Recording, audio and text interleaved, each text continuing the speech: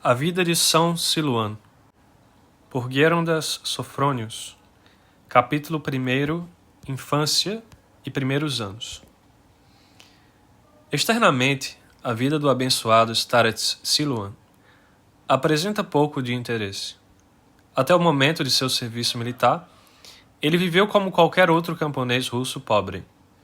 Depois, veio o período usual como um soldado comum no exército, seguido por longos anos, 46 ao todo, de uma existência monótona como simples monge em uma comunidade. O registro do mosteiro diz sobre ele: esquema monge Padre Siluan. Nome no mundo: Simeon Ivanovich Antonov. Camponês da província de Tambov, distrito de Lebedinsk, Vila de Chovsk. Nascido em 1866. Chegou ao Monte Athos em 1892. Professo em 1896. Esquema em 1911. Cumpriu seus deveres de obediência no moinho em Kalomar, do antigo Rossikon, e como ecônomo. Faleceu em 11 de 24 de setembro de 1938. De nascido a falecido, quão pobre é esse retrato. Da sua vida exterior, nada há para contar. Enquanto tocar na vida interior de um homem, diante de Deus, pode muito bem ser uma invasão e uma indelicadeza. Tornar públicas as profundezas do coração cristão é quase um sacrilégio. No entanto, acreditando que nada agora pode abalar o Starets, que deixou este mundo vitorioso sobre ele, que nada pode perturbar seu descanso eterno em Deus, tentarei relatar algo de sua biografia espiritual tão rica e sublime, para aqueles poucos que também são atraídos para a mesma vida divina. O campo de batalha da luta espiritual é, antes de tudo, o coração do homem. E aquele que se aventurar a explorar seu próprio coração apreciará a reflexão do profeta Davi, de que o coração é profundo.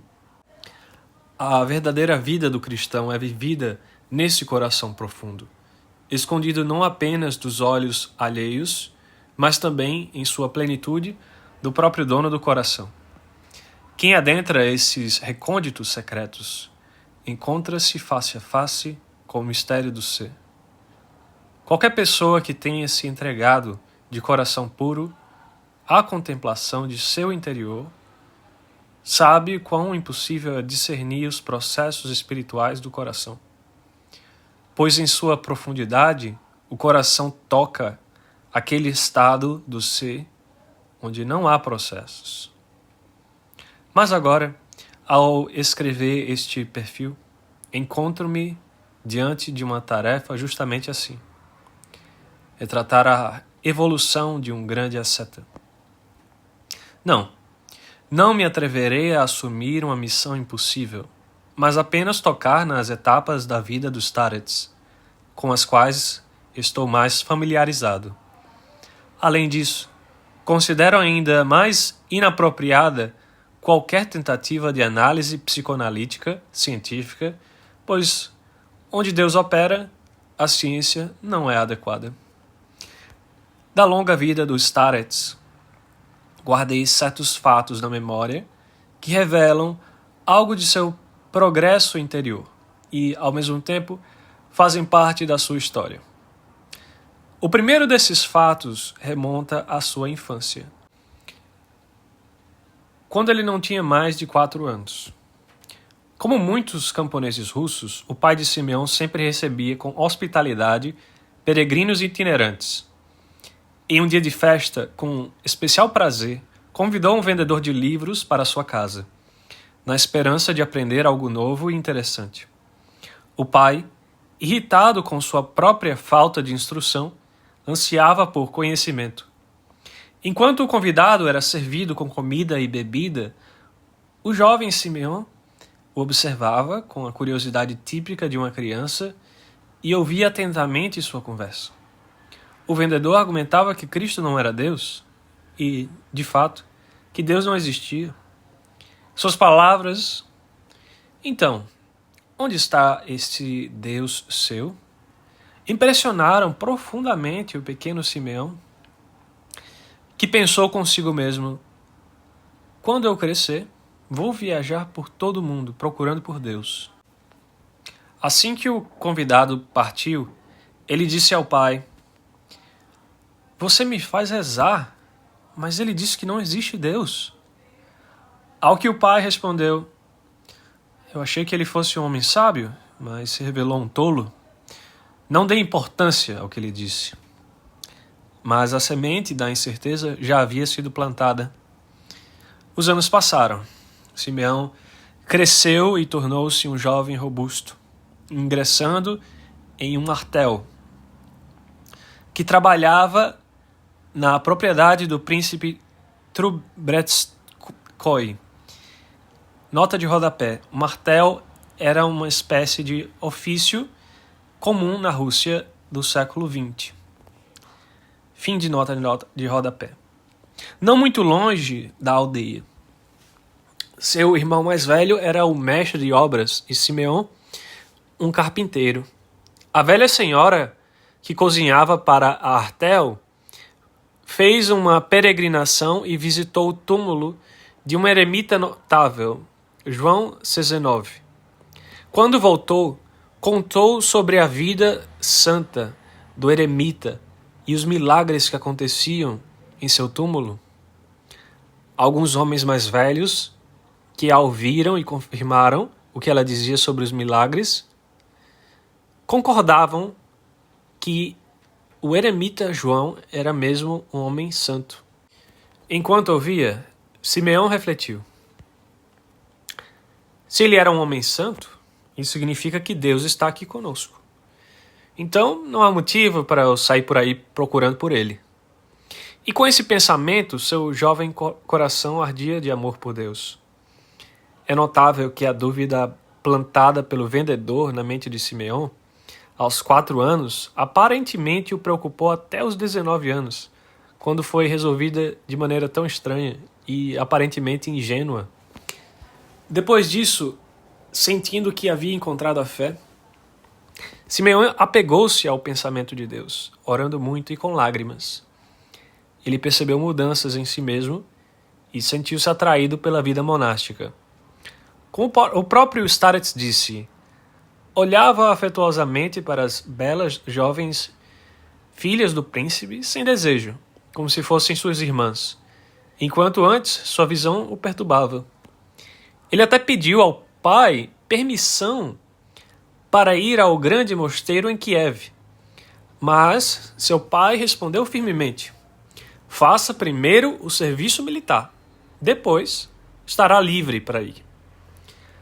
O estado incomum de Simeão durou 3 meses. Ele voltou a se relacionar com os rapazes da aldeia, a sair novamente com as moças, a beber vodka, tocar concertina e comportar-se, de fato, como todos os outros jovens do campo. Jovem, forte, bonito e, naquela época, próspero, Simeão deleitava-se com a vida. Ele era popular na aldeia, sendo bondoso, pacífico e alegre. As moças da vila viam como um homem com quem gostariam de se casar. Ele próprio era atraído por uma delas. E antes que a questão do casamento fosse discutida, o que tantas vezes ocorreu em uma noite de verão. Na manhã seguinte, enquanto trabalhavam juntos, seu pai disse calmamente: onde você estava ontem à noite, filho? Meu coração ficou inquieto por você. Essas palavras brandas tocaram profundamente a alma de Simeão. E mais tarde, ao lembrar-se do seu pai, o Starets dizia: nunca alcancei a estatura do meu pai. Ele era absolutamente analfabeto, chegava até a cometer erros na oração do Senhor, que aprendeu vindo na igreja, mas era um homem gentil e sábio. Eles eram uma grande família, pai, mãe, 5 filhos e 2 filhas. vivendo todos juntos com afeto. Os filhos mais velhos trabalhavam com o pai. Certo dia, numa sexta-feira, enquanto colhiam nos campos, era a vez de Simeão preparar o almoço.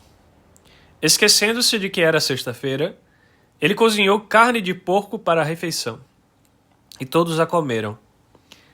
6 meses depois, em um dia de festa no inverno, o pai de Simeão se voltou para ele com um sorriso gentil e disse: Filho, você lembra de quando nos deu carne de porco para comer naquele dia, nos campos? Era uma sexta-feira.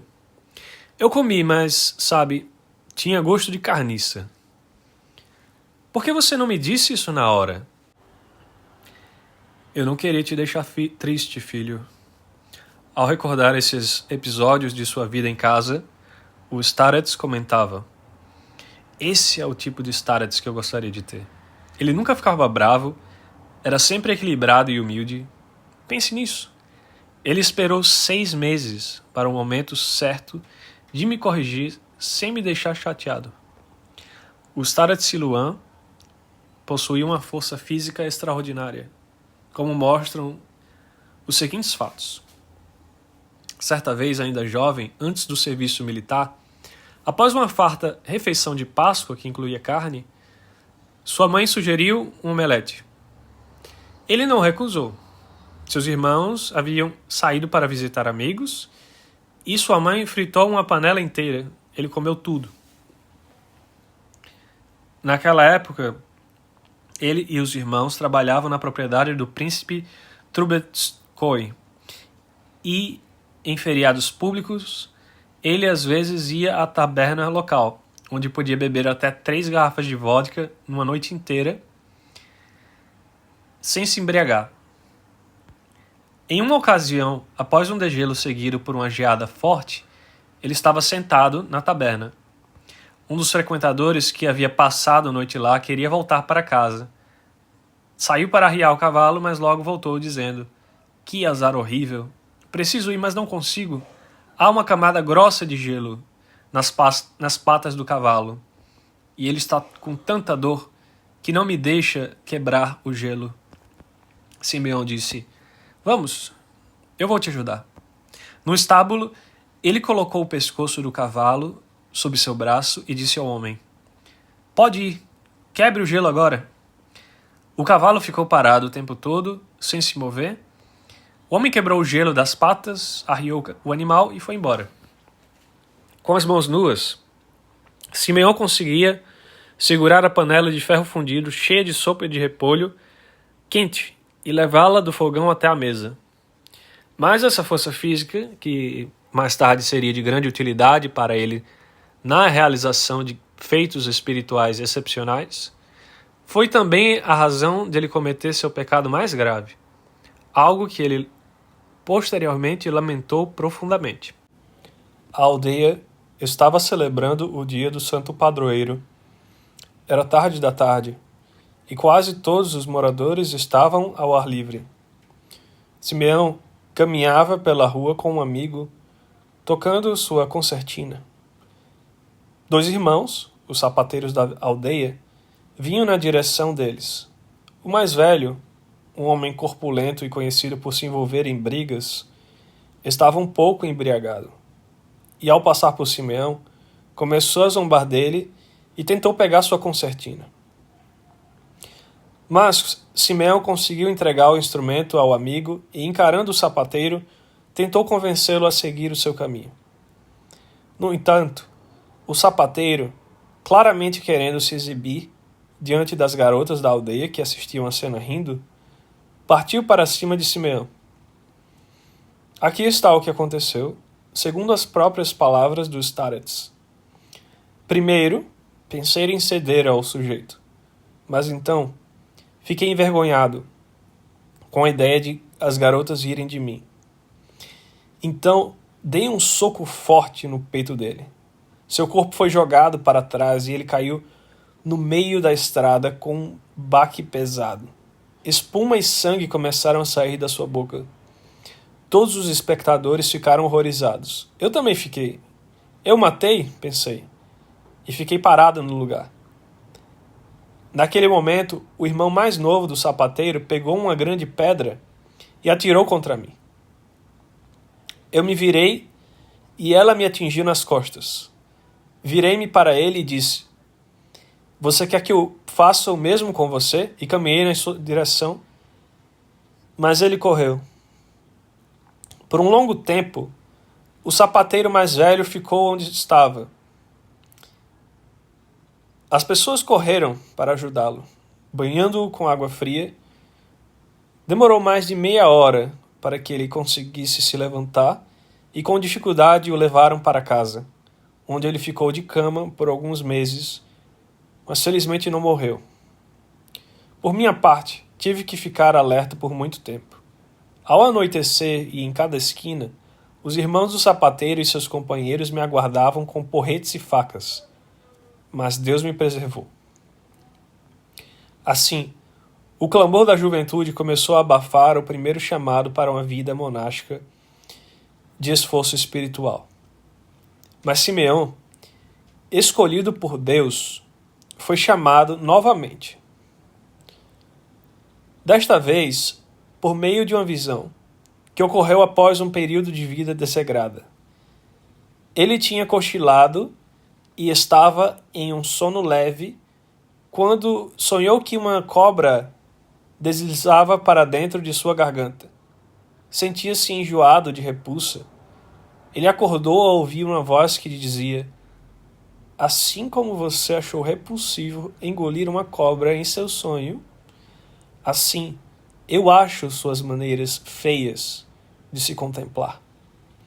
Simeão não viu ninguém, apenas ouviu a voz, extraordinariamente doce e bela, mas apesar de sua suavidade, o efeito que teve sobre ele foi revolucionário. Ele estava convencido, sem sombra de dúvida, de que tinha ouvido a voz da própria Mãe de Deus. E até o fim da sua vida, deu graças a ela por tê-lo tirado de sua degradação. Ele costumava dizer: "Agora eu vejo como o Senhor e sua mãe sentem pena das pessoas. Imagine a Mãe de Deus aparecendo dos céus para mostrar a um jovem como eu os seus pecados." O fato de não ter sido considerado digno de realmente ver a Mãe de Deus, ele atribuía ao estado de impureza que o dominava na época. Essa repetição de seu chamado original, ocorrendo pouco tempo antes de seu serviço militar, afetou todo o curso de seu futuro. Renunciando à direção perversa que sua vida havia tomado, a qual ele agora começou a detestar e se envergonhar, ele começou a se arrepender e sua determinação de entrar em um mosteiro assim que fosse liberado do exército voltou com força redobrada. Um senso agudo de pecado despertou nele, tão poderoso que mudou toda a sua vida, toda a sua visão de vida, afetando não apenas suas ações e atitudes pessoais, mas também suas conversas, extraordinariamente interessantes, com outras pessoas. Infelizmente, só posso repetir algumas dessas conversas, as que mais permaneceram claramente em minha memória. Um dia, havia música e dança na aldeia. Observando, Simeão percebeu um homem de meia idade, seu conterrâneo, tocando concertina e dançando. Chamando-o de lado, Simeão perguntou: "Como você consegue tocar e dançar assim, Stepan? Você não matou alguém uma vez?" Stepan, de fato, havia matado um homem em uma briga quando estava bêbado. Ele puxou Simeão ainda mais para o lado e respondeu: "Quando estava cumprindo minha sentença, rezei e rezei, implorando a Deus que me perdoasse. E ele me perdoou. É por isso que consigo agora tocar e ser feliz." Simeão, que não muito tempo antes quase havia causado a morte de um homem, sabia o que era implorar a Deus e obter o perdão pelos pecados. Por isso, ele podia entender como seu conterrâneo, um assassino perdoado, podia estar em paz. Não poderíamos ter uma ilustração mais clara da consciência precisa do pecado no camponês russo, de seu forte sentimento de arrependimento e de seu profundo senso religioso. Outro jovem da aldeia de Simeão juntou-se a uma garota da aldeia vizinha e engravidou-a. Vendo a atitude de indiferença do rapaz, Simeão começou a persuadi-lo a se casar com a garota, dizendo: seria um pecado se você não fizesse. Por muito tempo o rapaz não quis ouvir. Não queria casar com a garota. Mas no final, Simeão o convenceu. E ele se casou. Quando Starets me contou essa história, perguntei por que ele mesmo nunca se casou com a garota que ele conheceu. Sua resposta foi: quando quis me tornar monge, supliquei a Deus que arranjasse as coisas de uma forma que eu pudesse fazê-lo com a consciência tranquila. E Deus o fez. Enquanto eu estava no exército, um comerciante de grãos veio fazer negócios em nossa aldeia. Ao ver a garota em uma dança da aldeia e notar como ela era alegre e bonita e como cantava bem, ele se apaixonou por ela. Eles viveram felizes juntos e criaram uma grande família. O Starets era profundamente grato a Deus por ter ouvido sua oração. Mas ele nunca esqueceu do seu pecado. Simeão serviu no exército em São Petersburgo, em um batalhão de sapadores ligado à guarda imperial. Ele foi para seu regimento cheio de fé viva e um profundo senso de arrependimento. E nunca deixou de pensar em Deus. Ele era muito popular no exército, ganhando a reputação de ser um soldado tranquilo e confiável. Seus companheiros o amavam por ser um amigo afável e leal. Na véspera de um certo dia santo, Simeão saiu com 3 outros jovens da sua companhia para passar a noite na cidade. Entraram em uma das grandes tabernas iluminadas da capital, onde uma banda tocava ruidosamente. Sentaram-se, pediram comida e bebida, e iniciou-se uma conversa animada, da qual Simeão, no entanto, pouco participou. Ele estava tão silencioso que um de seus companheiros virou-se para ele e disse: você não está muito falante, Simeão. Um tostão pelos seus pensamentos. Eu estou pensando que aqui estamos nós, em uma taberna, comendo, bebendo vodka, ouvindo a banda e nos divertindo, enquanto, neste exato momento, no Monte Athos, eles estão na igreja para as vésperas e passaram a noite toda em oração. E fico imaginando quem de nós terá a melhor defesa diante do tribunal de Deus, eles ou nós? O amigo de Simeão exclamou: que sujeito Simeão é! Estamos aqui ouvindo música e nos divertindo, enquanto ele está lá no Monte Athos e no último julgamento. E a sugestão de que Simeão estava no Monte Athos e no último julgamento era verdadeira.